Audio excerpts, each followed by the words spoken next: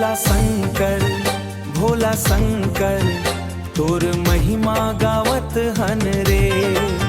हर हर महादेव के जयकारा, मन ले तोला धियावत हन रे।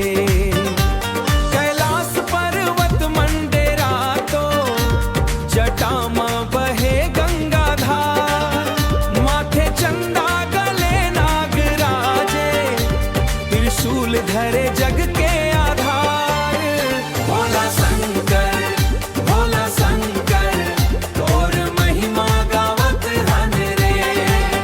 हर हर महादेव के जयकारा, मन ले तोला धियावत हन रे। बेल पान और धतूरा चढ़ावन, तू बूंद जल ले खुश हो जाथस। दिन दुखी के लाज बचाथस, भक्त के मन मां बस जाथस। भोला शंकर, भोला शंकर, तोर महिमा गावत हन रे।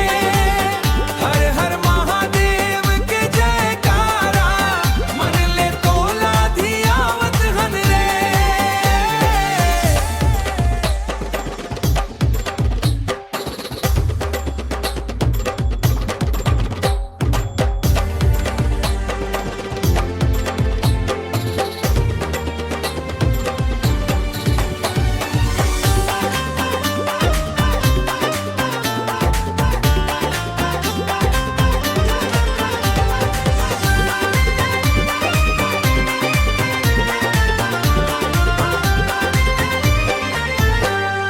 नंदी आगे आगे डोले, डमरू के बाजे मधुर तान। ओम नमः शिवाय गूंजे चारों ओर, भर दे सबके जीवन मन सम्मान।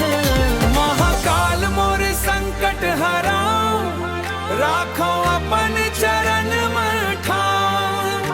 भोला शंकर कृपा करहु, सुख शांति भर